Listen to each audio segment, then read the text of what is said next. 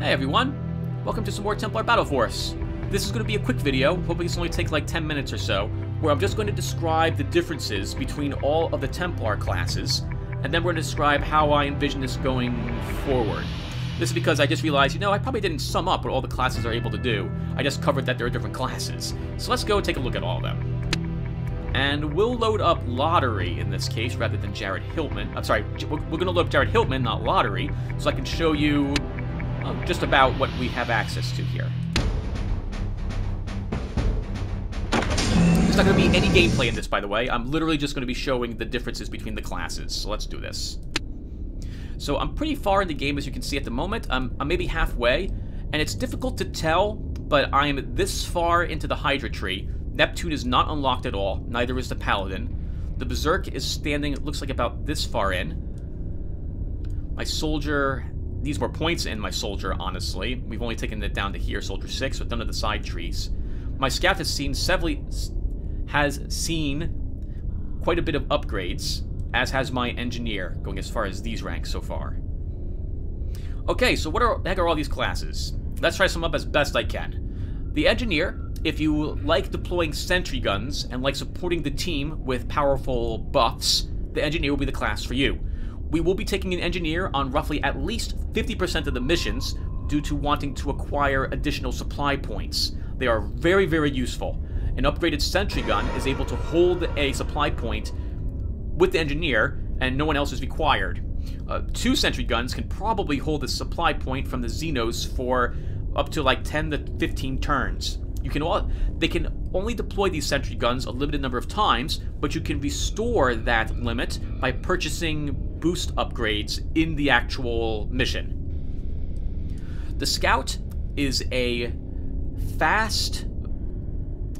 how to describe them? They're a very fast support unit, depending on how you build them. They can equip needle guns, which are shorter ranged. They're medium-ranged weapons that get past high armor by inflicting poison damage rather than just pure damage, and they also poison them over time.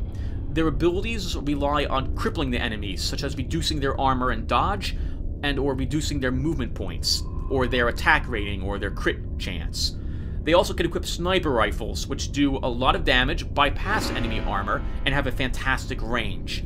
Putting a Scout on some high ground with one of those spots with the target symbol on it, holy crap, they can just slaughter lots of enemies, or weaken them so that the rest of the army can go forth and just slaughter them. They're really, really handy.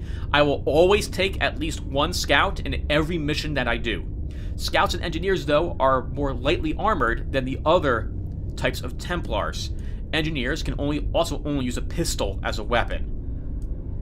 Soldiers are very beefy, they've got good armor, and they have good hit points. They're not melee characters, though. They are equipped with rifles, either plasma rifles or standard rifles. Standard rifles, I guess you could call them like a light machine gun, maybe? They have Overwatch, which is so incredibly helpful. In fact, I probably took this down here. Just get Overwatch 7 through 8. It's an amazing ability. Overwatch is incredible. You've already seen us use it in my game just to hold the enemy at bay. It is ridiculously strong. I love it. You can expect a soldier to show up in every single mission. If you want to play the guy who's basically guarding our flanks, keeping all of us alive, because he's just mowing down endless amounts of Xeno, the soldier's the class you want to pick.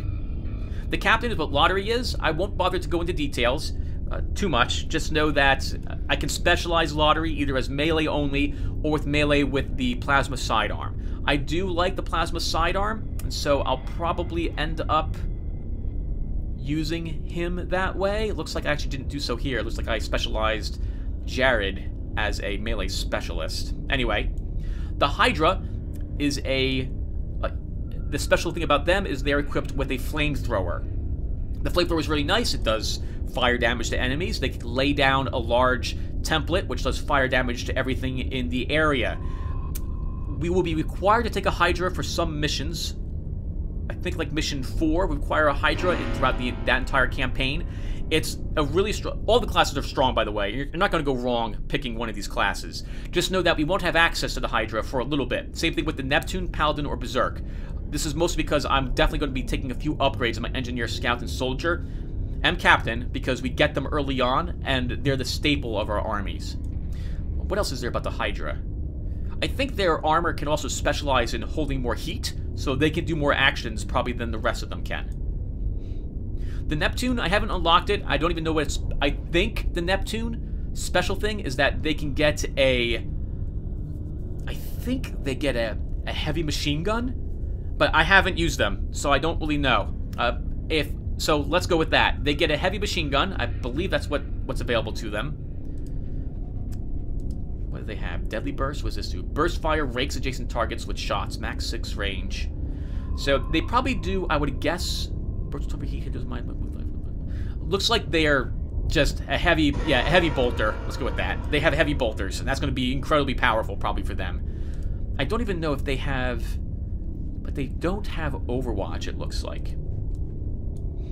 The Paladin and Berserk are melee specialists, so if you want to play a guy who runs forward and just slaughters everything with your melee weapon, these are the classes for you. The Berserk does more damage than the Paladin does, is also more fragile than the Paladin. The Paladin also can heal our Leviathan suits. I don't know how it's possible, but he does it, and that's awesome. I didn't unlock the Paladin, though, because we get a named NPC Paladin through the campaign. We can't take this character with us with every adventure, but when she does show up, she's really, really strong.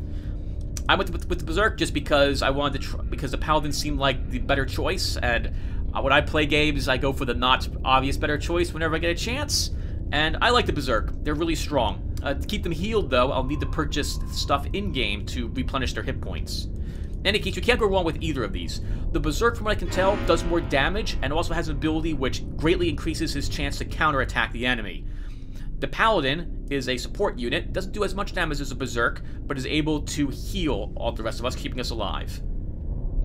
That sums up all the different types of Templars. Let me know which one you would like to be. And if you don't know, just know this. There's no bad choice. They're all really useful, and I will try to take all of them with us as we go along. The first 5 people to tell me who they want to be, you're probably going to show up in every single mission. Whoever I get who wants to be part of my squadron later, I will still try to bring you on, but you won't be part of the initial... Oh, deployment. I need to talk about that as well. The different types of Templar classes require different amounts of... I don't know what it's called. Oh, actually, it might just be supply points. On the off chance it's not, I'm gonna call it starting points. When we set up our units to start, we will spend starting points. Different types of classes require different amounts of these points to deploy them in the mission. Berserks cost 600, I think.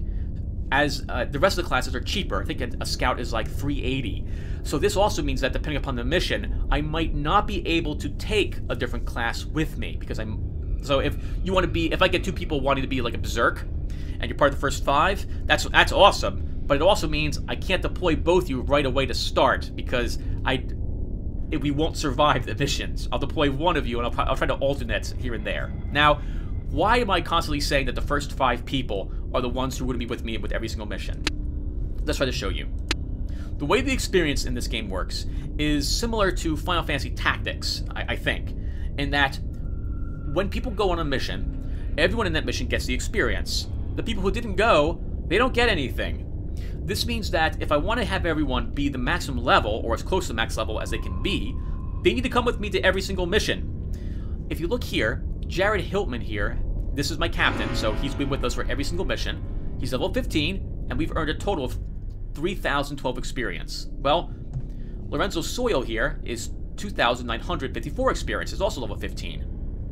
Jux Kyle, though, is level 12.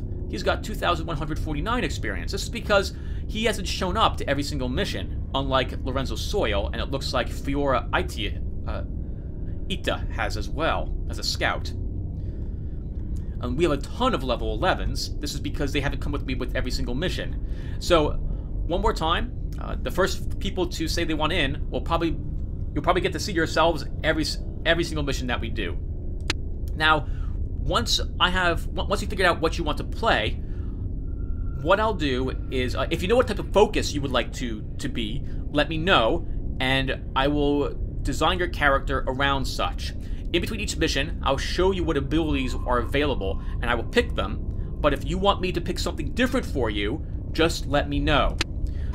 When it comes to leveling up a character, you can just respect them whenever you wish. There's no penalty to doing this. We get all our points back. It's really simple, no problem. So if you see me putting points in gunnery and you're like, no, Tim, I want more tactics on my character, just tell me in the comments and I will make that happen. And then your character will be as you wish to be.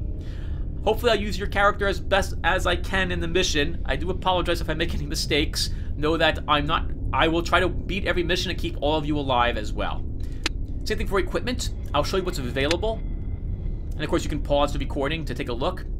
And if you don't like what I'm giving to your soldier or your scout, tell me and I will give you something different instead.